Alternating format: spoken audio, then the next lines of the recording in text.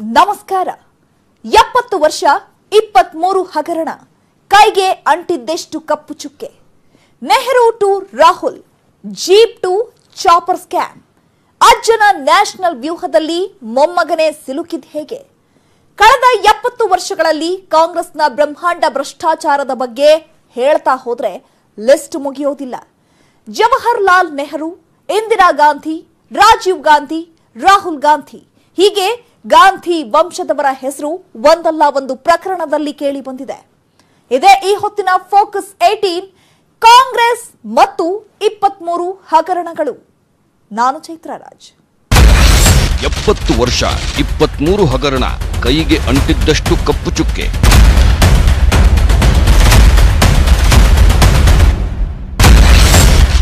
Nehru to Rahul jeep to chopper scam ಅಜ್ಜನ national ವ್ಯೂಹದಲ್ಲಿ ಮೊಮ್ಮಗನೇ ಸಿಲುಕಿದ್ದ ಹೇಗೆ ನ್ಯಾಷನಲ್ ಹೆರಾಲ್ಡ್ ಕೇಸ್ನಲ್ಲಿ ಕಾಂಗ್ರೆಸ್ ನಾಯಕ ರಾಹುಲ್ ಗಾಂಧಿಗೆ ಸಂಕಷ್ಟ ಎದುರಾಗಿದೆ ಇಡಿಯ ಇಕ್ಕಳದಲ್ಲಿ ಸಿಲುಕಾಕೊಂಡಿರೋ ರಾಗ ಪ್ರಶ್ನೆಗಳ ಸುರಿಮಳೆಯನ್ನೇ ಎದುರಿಸುತ್ತಿದ್ದಾರೆ ಮಾಜಿ ಪ್ರಧಾನಿ ಜವಾಹರ್ಲಾಲ್ ನೆಹರು ಕಾಲದಲ್ಲೇ ಪ್ರಾರಂಭವಾಗಿದ್ದ ಈ ನ್ಯಾಷನಲ್ ಹೆರಾಲ್ಡ್ ಇಡೀ ಗಾಂಧಿ ಕುಟುಂಬವನ್ನೇ ಸುತ್ತಕೊಂಡಿದೆ ಗಾಂಧಿ ಕುಟುಂಬದ ಬುಡಕ್ಕೆ ಹಗರಣದ ಬಾಂಬ್ ಬಿದ್ದಿದ್ದು ಈ ಕೇಸ್ಗೆ ಸಂಬಂಧಪಟ್ಟಂತೆ ಸೋನಿಯಾ ಗಾಂಧಿ ಹಾಗೂ ರಾಹುಲ್ ಗಾಂಧಿ ಬೇಲ್ನಲ್ಲಿದ್ದಾರೆ ಸೋಮವಾರ ಮಂಗಳವಾರ 2 ದಿನ ಸತತವಾಗಿ ರಾಗರನ್ನ ಇಡಿ ಡ್ರಿಲ್ ಮೇಲೆ ಡ್ರಿಲ್ ಮಾಡಿದೆ ಕಾಂಗ್ರೆಸ್ ಪಕ್ಷವೇ ಪ್ರಾರಂಭ ಮಾಡಿದ್ದ ನ್ಯಾಷನಲ್ ಹೆರಾಲ್ಡ್ ಪತ್ರಿಕೆ ಈಗ ತಾಯಿ ಮಗನ ಕೊರಳನ್ನ ಸುತ್ತಕೊಂಡಿದೆ ವೀಕ್ಷಕರೇ ಕಾಂಗ್ರೆಸ್ ಪಕ್ಷಕ್ಕೆ ಅಂಟಿಕೊಂಡ ಪ್ರಕರಣಗಳಲ್ಲಿ ನ್ಯಾಷನಲ್ ಹೆರಾಲ್ಡೇ ಮೊದಲ ಕೇಸ್ ಏನಲ್ಲ 70 ವರ್ಷಗಳ ಕಾಂಗ್ರೆಸ್ನ ಸರ್ಕಾರದ ಅವಧಿಯಲ್ಲಿ ಸಾಲು ಸಾಲು ಸ್ಕ್ಯಾಮ್ಗಳ ಸುಳಿ ಕಾಂಗ್ರೆಸ್ಗೆ ಸುತ್ತಕೊಂಡಿದೆ ಒಂದಲ್ಲ ಎರಡಲ್ಲ ಆ 23 ಹಗರಣಗಳು ಸ್ಕ್ಯಾಂಡಲ್ಗಳು ಕಾಂಗ್ರೆಸ್ ಪಕ್ಷಕ್ಕೆ ಕಪ್ಪು ಚುಕ್ಕೆಯಂತೆ ಅಂಟಿಕೊಂಡಿವೆ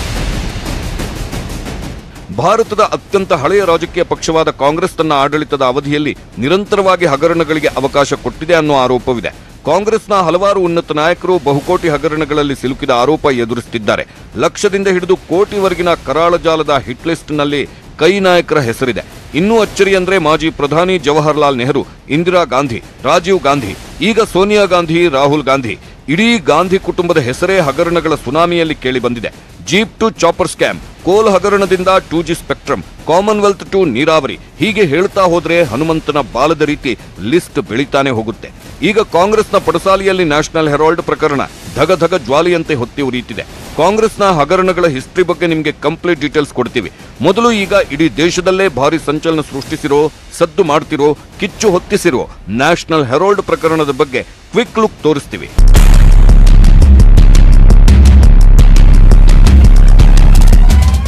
ಭಾರತದ ಮೊದಲ ಪ್ರಧಾನಮಂತ್ರಿ ಜವಾಹರ್ಲಾಲ್ ನೆಹರು 1938ರಲ್ಲಿ ನ್ಯಾಷನಲ್ ಹೆರಾಲ್ಡ್ ಪತ್ರಿಕೆಯನ್ನ ಪ್ರಾರಂಭಿಸಿದ್ರು ಈ ಪತ್ರಿಕೆಯನ್ನ ಅಸೋಸಿಯೇಟೆಡ್ ಜರ್ನಲ್ಸ್ ಲಿಮಿಟೆಡ್ ಪ್ರಕಟಿಸಿತ್ತು ವಿಶೇಷ ಅಂದ್ರೆ ಈ ಕಂಪನಿ ಯಾರದ್ದೋ ಒಬ್ಬರ ಸೊತ್ತಾಗಿರಲಿಲ್ಲ 5,000 ಜನ ಸ್ವಾತಂತ್ರ್ಯ ಹೋರಾಟಗಾರರು ಇದರ ಷೇರುದಾರರಾಗಿದ್ರು 2010ರಲ್ಲಿ ಎಜೆಎಲ್ ಕಂಪನಿಯಲ್ಲಿ 1057 ಶೇರ್ ಹೋಲ್ಡರ್ಗಳಿದ್ರು ಆದ್ರೆ ಎಜೆಎಲ್ ಕಂಪನಿ 2010ರಲ್ಲಿ ಭಾರಿ ನಷ್ಟಕ್ಕೆ ಒಳಗಾಗಿತ್ತು ಹೀಗಾಗಿ ಎಜೆಎಲ್ ಒಡೆತನವನ್ನ ಯಂಗ್ ಇಂಡಿಯಾ ಲಿಮಿಟೆಡ್ಗೆ ನೀಡಲಾಯಿತು 2020ರಲ್ಲಿ ಯಂಗ್ ಇಂಡಿಯಾ ಲಿಮಿಟೆಡ್ ಸ್ಥಾಪನೆಯಾಯಿತು ರಾಹುಲ್ ಗಾಂಧಿ ಈ ಕಂಪನಿಯ ನಿರ್ದೇಶಕರಾಗಿದ್ರು ರಾಹುಲ್ ಸೋನಿಯಾ ಇಬ್ರು ಈ ಕಂಪನಿಯ ಷೇರುದಾರರಾಗಿದ್ರು ರಾಹುಲ್ ಹಾಗೂ ಸೋನಿಯಾ ಗಾಂಧಿ 76% ಪಾಲು ಹೊಂದಿದ್ರು ಹಾಗೆ ನಿಧನರಾಗಿರೋ ಮೋತಿಲಾಲ್ ವೋರಾ ಆಸ್ಕರ್ ಫೆರ್ನಾಂಡಿಸ್ ಕೂಡ ಈ ಕಂಪನಿಯಲ್ಲಿ 24% ಶೇರನ್ನು ಹೊಂದಿದ್ರು ಅಂತ ಹೇಳಲಾಗುತ್ತೆ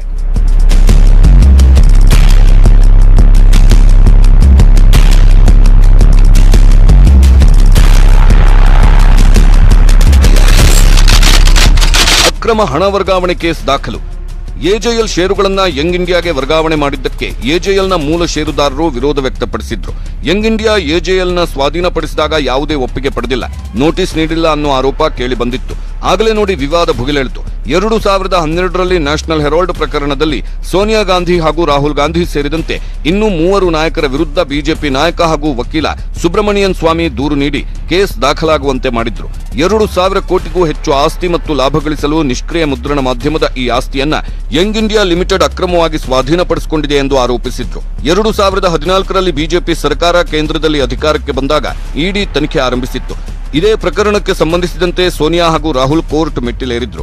2015 ಡಿಸೆಂಬರ್ 19ಕ್ಕೆ ಕೋರ್ಟ್ ಇಬ್ಬರಿಗೂ ಜಾಮೀನು ನೀಡಿದೆ. ಇಷ್ಟು ದಿನ ರಿಲೀಫ್ ಆಗಿದ್ದ ಸೋನಿಯಾ ಹಾಗೂ ರಾಹುಲ್ಗೆ ಮತ್ತೆ ಇಡಿ ತನಿಖೆಯ ಭಯ ಕರಿನೆರಳಿನಂತೆ ಕಾಡುತ್ತಿದೆ. ವೀಕ್ಷಕರೇ, ನಾವು ಆಗಲೇ ಹೇಳಿದಂತೆ ಕಾಂಗ್ರೆಸ್ ಪಕ್ಷಕ್ಕೆ ನ್ಯಾಷನಲ್ ಹೆರಾಲ್ಡ್ ಮಾತ್ರವಲ್ಲ, ಇನ್ನೂ 10 ಹಲವು ಸ್ಕ್ಯಾಮ್ಗಳು ಅಂಟಿಕೊಂಡಿವೆ. ಆ ಬಗ್ಗೆ ಸಂಕ್ಷಿಪ್ತವಾಗಿ ನಿಮ್ಮ ಮುಂದೆ ಇಡೋ ಪ್ರಯತ್ನ ಮಾಡ್ತೀವಿ.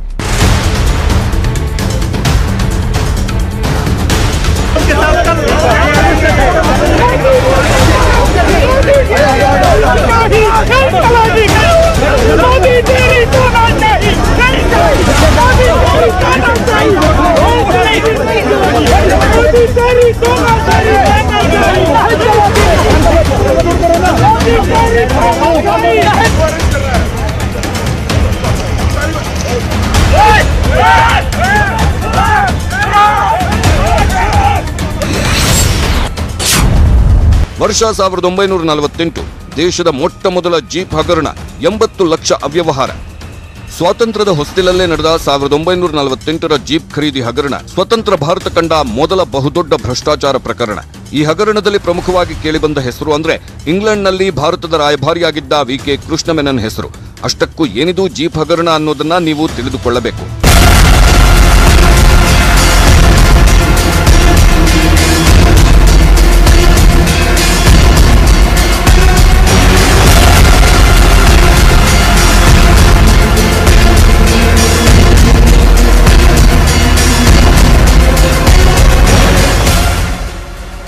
ಸಾವಿರದ 1948ರಲ್ಲಿ ಭಾರತ ಹಾಗೂ ಪಾಕ್ ನಡುವೆ ಯುದ್ಧದ ಸಂದರ್ಭದಲ್ಲಿ ಪಾಕ್ ಸೇನೆ ವಿರುದ್ಧ ಹೋರಾಡಲು ಭಾರತಕ್ಕೆ ಜೀಪ್ನ ಅವಶ್ಯಕತೆ ಇತ್ತು.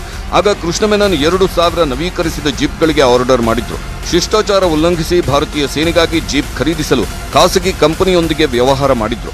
80 ಲಕ್ಷ ಒಪ್ಪಂದ ಮಾಡಿಕೊಂಡು ಮುಂಗಡ ಹಣವನ್ನೂ ಕೂಡ ಮೆನನ್ ಪಾವತಿಸಿದ್ರು.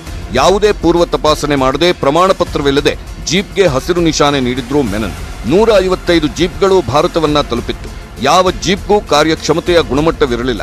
ಮೆನನ್ ತಮ್ಮ ಅಧಿಕಾರ ದುರ್ಬಳಕೆ ಮಾಡಿಕೊಂಡು ಡೀಲ್ ಕುದುರಿಸಿದ್ರು.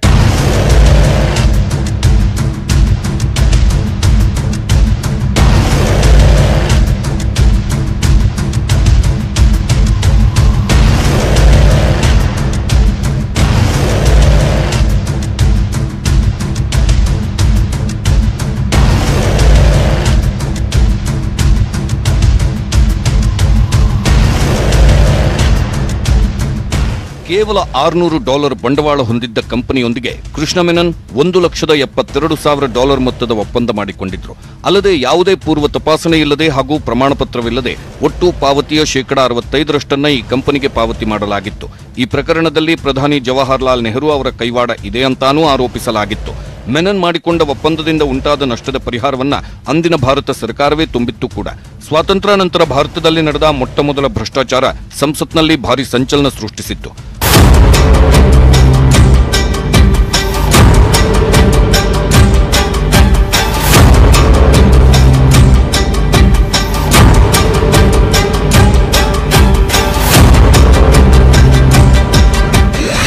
ವರ್ಷ 1970 ನಗರ್ವಾಲಾಗೆ ಹಣ ನೀಡಿದ ಆರೋಪ, 60 ಲಕ್ಷ ರೂಪಾಯಿ ಡೀಲ್.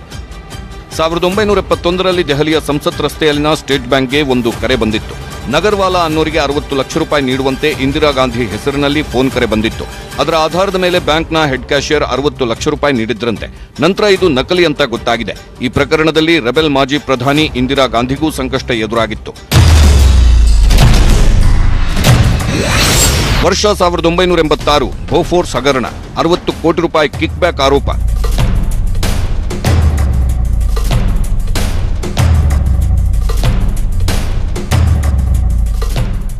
ರಾಜೀವ್ ಗಾಂಧಿ ಸರ್ಕಾರದ ಅವಧಿಯಲ್ಲಿ ಬೋಫೋರ್ಸ್ ಹಗರಣ ನಡೆದಿತ್ತು. ಬೋಫೋರ್ಸ್ ಪ್ರಕರಣ ಕೂಡ ಕಾಂಗ್ರೆಸ್ ಪಕ್ಷವನ್ನ ಬಿಟ್ಟು ಬಿಡದೆ ಕಾಡುತ್ತಿದೆ.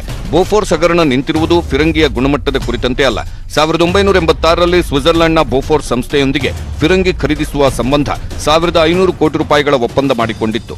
ಈ ಒಪ್ಪಂದದಲ್ಲಿ ಮಧ್ಯವರ್ತಿಗೆ ಕಮಿಷನ್ ನೀಡಬೇಕಿಲ್ಲ ಅನ್ನೋ ಕರಾರು ಇದ್ರೂ ಮಧ್ಯವರ್ತಿ ಹೆಸರಿನಲ್ಲಿ ಆಗ ಅಧಿಕಾರದಲ್ಲಿದ್ದ ಕಾಂಗ್ರೆಸ್ ಸರ್ಕಾರ ಬೋಫೋರ್ಸ್ ಸಂಸ್ಥೆಯಿಂದ 60 ಕೋಟಿಗೂ ಹೆಚ್ಚು ಕಿಕ್ ಬ್ಯಾಕ್ ಪಡೆದಿದೆ ಅನ್ನೋ ಆರೋಪ ಕೇಳಿಬಂದಿತ್ತು. ಅಂದಿನ ಕೇಂದ್ರ ಸರ್ಕಾರದ ಪ್ರಮುಖ ಸಚಿವರು ಮತ್ತು ಕೆಲ ಪ್ರಭಾವಿ ರಾಜಕಾರಣಿಗಳು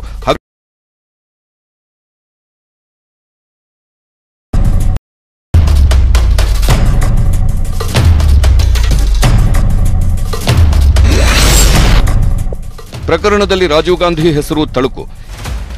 ಈ ಪ್ರಕರಣದಲ್ಲಿ ಮಾಜಿ ಪ್ರಧಾನಿ ದಿವಂಗತ ರಾಜೀವ್ ಗಾಂಧಿ ಅವರ ಹೆಸರು ತಳುಕು ಹಾಕಿಕೊಂಡಿತ್ತು. ಬೋಫೋರ್ಸ್ ಹಗರಣ ರಾಜೀವ್ ಗಾಂಧಿ ಸರ್ಕಾರಕ್ಕೆ ದೊಡ್ಡ ಪೆಟ್ಟನ್ನೇ ನೀಡಿತ್ತು. 1989ರ ಸಾರ್ವತ್ರಿಕ ಚುನಾವಣೆಯಲ್ಲಿ ಸರ್ಕಾರದ ವಿರುದ್ಧ ಪ್ರತಿಪಕ್ಷಗಳಿಗೆ ಬಲವಾದ ಅಸ್ತ್ರ ಒದಗಿಸಿಕೊಟ್ಟಿತ್ತು. ಪರಿಣಾಮವಾಗಿ ಚುನಾವಣೆಯಲ್ಲಿ ರಾಜೀವ್ ಗಾಂಧಿ ನೇತೃತ್ವದ ಕಾಂಗ್ರೆಸ್ ಹೀನಾಯ ಪರಾಭವ ಅನುಭವಿಸಿತ್ತು. ವಿಚಿತ್ರ ಅಂದ್ರೆ 60 ಕೋಟಿ ಹಗರಣದ ತನಿಖೆಗೆ ಖರ್ಚಾಗಿದ್ದು 100 ಕೋಟಿ. ಹಗರಣಕ್ಕಿಂತಲೂ ಹೆಚ್ಚು ಹಣ ತನಿಖೆಗೆ ಖರ್ಚಾಗಿತ್ತು. ಸಿಬಿಐ ಈ ಪ್ರಕರಣದ ತನಿಖೆಯನ್ನು ವಹಿಸಿಕೊಂಡಿತ್ತು. 1990ರ ಜನವರಿ 22ರಂದು ಅಪರಾಧ ಪಿತೂರಿ, ವಂಚನೆ ಮತ್ತು ನಕಲಿ ಡೀಲ್ಗೆ ಸಂಬಂಧಿಸಿದಂತೆ ಹಿಂದೂಜಾ ಸಹೋದರರ ವಿರುದ್ಧ ಸಿಬಿಐ ಎಫ್ಐಆರ್ ದಾಖಲಿಸಿತ್ತು. 1999ರ ಅಕ್ಟೋಬರ್ 22ಕ್ಕೆ ಚಡ್ಡಾ, ಒಟ್ಟಾವಿಯೋ ಕ್ವಾಟ್ರೋಚಿ, ಆಗಿನ ರಕ್ಷಣಾ ಕಾರ್ಯದರ್ಶಿ ಎಸ್ಕೆ ಭಟ್ನಾಗರ್ ಮತ್ತು ಬೋಫೋರ್ಸ್ ಕಂಪನಿಗಳ ವಿರುದ್ಧ ಮೊದಲ ಚಾರ್ಜ್ ಶೀಟ್ ದಾಖಲಿಸಲಾಯಿತು. ಅಕ್ಟೋಬರ್ 9, 2000ನೇ ಇಸ್ವಿಯಂದು ಹಿಂದೂಜಾ ಸಹೋದರರ ವಿರುದ್ಧ ಪೂರಕ ಚಾರ್ಜ್ ಶೀಟ್ ದಾಖಲಿಸಲಾಯಿತು. ಹೀಗೆ ಬೋಫೋರ್ಸ್ ಹಗರಣ ರಾಜೀವ್ ಗಾಂಧಿ ಸರ್ಕಾರದ ಬುಡವನ್ನೇ ಅಲ್ಲಾಡಿಸಿಬಿಟ್ಟಿತ್ತು.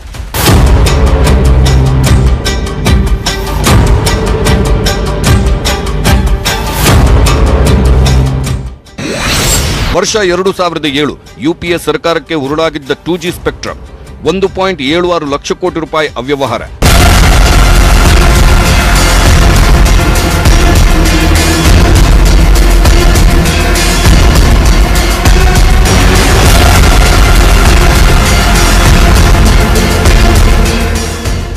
ಟೂ ಜಿ ತರಂಗಾಂತರ ಹಗರಣ ಯುಪಿಎ ಸರ್ಕಾರಕ್ಕೆ ಸಹಿಸಲಾಗದ ಪೆಟ್ಟು ನೀಡಿತ್ತು. ಯುಪಿಎ ಸರ್ಕಾರ 2014ರಲ್ಲಿ ಅಧಿಕಾರ ಕಳೆದುಕೊಳ್ಳುವುದಕ್ಕೆ ಮುಖ್ಯ ಕಾರಣಗಳನ್ನು ಪಟ್ಟಿ ಮಾಡ್ತಾ ಹೋದ್ರೆ ಅದರಲ್ಲಿ ಅಗ್ರಸ್ಥಾನದಲ್ಲಿ ನಿಲ್ಲೋದು 2G ತರಂಗ ಗುಚ್ಚಗಳ ಹಗರಣ. 2008ರಲ್ಲಿ ಬೆಳಕಿಗೆ ಬಂದ ಈ ಹಗರಣ ಸರ್ಕಾರದ ಬೊಕ್ಕಸಕ್ಕೆ ಬರೋಬ್ಬರಿ 1.76 ಲಕ್ಷ ಕೋಟಿ ರೂಪಾಯಿಗೂ ಹೆಚ್ಚು ನಷ್ಟವನ್ನ ಉಂಟು ಮಾಡಿದೆ. ಕೇಂದ್ರದ ಮಾಜಿ ದೂರಸಂಪರ್ಕ ಸಚಿವ ಎ ರಾಜಾ, ಸಂಸದೆ ಕನ್ನಿಮೋಳಿ ಆರೋಪಿಗಳ ಸ್ಥಾನದಲ್ಲಿದ್ದರು. 2G ಅಂದ್ರೆ ಸೆಕೆಂಡ್ ಜನರೇಷನ್ ದೂರಸಂಪರ್ಕ ಸೇವೆ. ಮೊಬೈಲ್ ಸೇವೆಗೆ 2008ರಲ್ಲಿ ಕಾಂಗ್ರೆಸ್ ನೇತೃತ್ವದ ಯುಪಿಎ ಮೈತ್ರಿ ಸರ್ಕಾರ 9 ದೂರಸಂಪರ್ಕ ಕಂಪನಿಗಳಿಗೆ ಬೇಕಾಬಿಟ್ಟಿ ಲೈಸೆನ್ಸ್ ನೀಡಿದ ಪ್ರಕರಣ ಇದು. ಹಗರಣ ಬೆಳಕಿಗೆ ಬರುತ್ತಿದ್ದಂತೆಯೇ ಪ್ರತಿಪಕ್ಷಗಳು ಕಾಂಗ್ರೆಸ್ ಅನ್ನು ಚೆನ್ನಾಗಿ ತರಾಟೆಗೆ ತೆಗೆದುಕೊಂಡಿತ್ತು. ಈ ಪ್ರಕರಣದಲ್ಲಿ ಹಲವರ ತಲೆದಂಡವೂ ಆಗಿತ್ತು.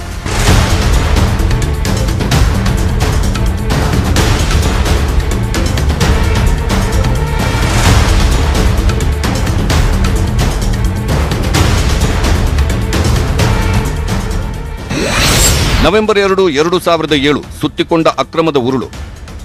ಆಗಸ್ಟ್ 2007ಕ್ಕೆ ಯುಎಎಸ್ ಲೈಸೆನ್ಸ್ನೊಂದಿಗೆ 2G ತರಂಗಾಂತರ ಹಂಚಿಕೆ ಪ್ರಕ್ರಿಯೆ ಆರಂಭವಾಯಿತು. ಅಕ್ಟೋಬರ್ 1, 2007ಕ್ಕೆ 46 ಸಂಸ್ಥೆಗಳಿಂದ 575 ಅರ್ಜಿಗಳನ್ನು ಸ್ವೀಕರಿಸಲಾಯಿತು. ನವೆಂಬರ್ 2, 2007ಕ್ಕೆ ಅಕ್ರಮದ ವಾಸನೆ ಶುರುವಾಯಿತು. ಸರಿಯಾದ ರೀತಿಯಲ್ಲಿ ಲೈಸೆನ್ಸ್ ವಿತರಿಸುವಂತೆ ಮತ್ತು ಅದಕ್ಕೆ ಸೂಕ್ತ ಶುಲ್ಕ ಪಡೆಯುವಂತೆ ಎ ರಾಜಾ ಅವರಿಗೆ ಅಂದಿನ ಪ್ರಧಾನಿಯಾಗಿದ್ದ ಮನಮೋಹನ್ ಸಿಂಗ್ ಪತ್ರ ಬರೀತಾರೆ. ಆದರೆ ಎ ರಾಜಾ ಮನಮೋಹನ್ ಸಿಂಗ್ ಅವರ ಶಿಫಾರಸುಗಳನ್ನು ತಿರಸ್ಕರಿಸಿದ್ರು. ಮೇ 4, 2009ಕ್ಕೆ ಸ್ಪೆಕ್ಟ್ರಮ್ ತರಂಗಾಂತರ ಹಂಚಿಕೆಯಲ್ಲಿ ಅಕ್ರಮ ನಡೆಯುತ್ತಿದೆ ಎಂದು ಟೆಲಿಕಾಂ ವಾಚ್ಡಾಗ್ ದೂರು ನೀಡಿತ್ತು. 2009ಕ್ಕೆ ಈ ಪ್ರಕರಣವನ್ನ ಸಿಬಿಐಗೆ ಹಸ್ತಾಂತರಿಸಲಾಯಿತು. ಈ 2G ಲಾಬಿಯಲ್ಲಿ ಯಾವಾಗ ಸಿಬಿಐ ಎಂಟ್ರಿ ಕೊಡ್ತೋ ಒಂದೊಂದೇ ಹೆಸರುಗಳು ಹೊರಬಂದವು. ಇದರಲ್ಲಿ ನೀರಾರಾಡಿಯ ಕೈವಾಡದ ಶಂಕೆಯೂ ಎದುರಾಯಿತು. ಈ ಪ್ರಕರಣಕ್ಕೆ ಸಂಬಂಧಿಸಿದಂತೆ ಎ ರಾಜಾ ಅವರನ್ನ ತಿಹಾರ್ ಜೈಲಿಗೆ ಕಳುಹಿಸಲಾಯಿತು. ನಂತರ ನವೆಂಬರ್ 28, 2011ರಲ್ಲಿ ಕನ್ನಿಮೋಳಿ ಸೇರಿದಂತೆ 5 ಜಾಮೀನು ನೀಡಲಾಯಿತು. 2G ಸ್ಪೆಕ್ಟ್ರಮ್ ಡೀಲ್ನಲ್ಲಿ ಪಿ ಚಿದಂಬರಂ ಕೈವಾಡ ಕೂಡ ಕೇಳಿಬಂದಿತ್ತು. ಆದರೆ ಕೋರ್ಟ್ ಪಿ ಚಿದಂಬರಂ ಪಾತ್ರವನ್ನ ಅಲ್ಲಗಳೆದಿತ್ತು.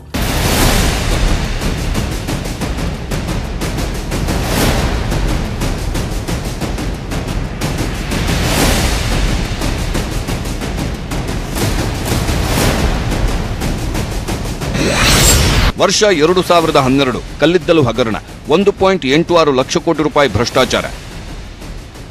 ಮಾಜಿ ಪ್ರಧಾನಿ ಮನಮೋಹನ್ ಸಿಂಗ್ ಕ್ಲೀನ್ ಇಮೇಜ್ಗೆ ಕಲ್ಲಿದ್ದಲು ಹಗರಣ ಮಸಿ ಬಡಿದಿತ್ತು. ನೇರವಾಗಿ ಮನಮೋಹನ್ ಸಿಂಗ್ ಅವರ ಬುಡವನ್ನೇ ಅಲ್ಲಾಡಿಸಿತ್ತು ಈ ಪ್ರಕರಣ.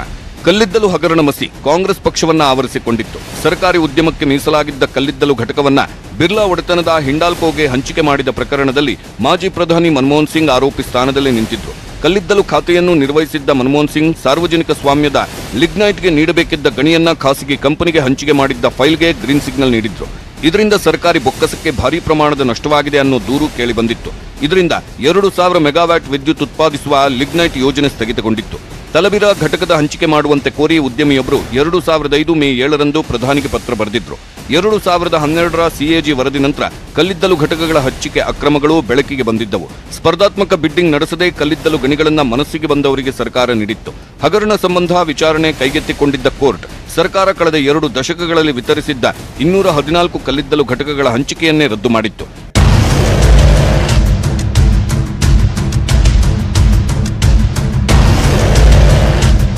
ಹೀಗೆ ಹೇಳ್ತಾ ಹೋದ್ರೆ ಗಾಂಧಿ ಕುಟುಂಬದ ಹಗರಣಗಳ ಸರಮಾಲೆ ಮುಗಿಯೋದೇ ಇಲ್ಲ.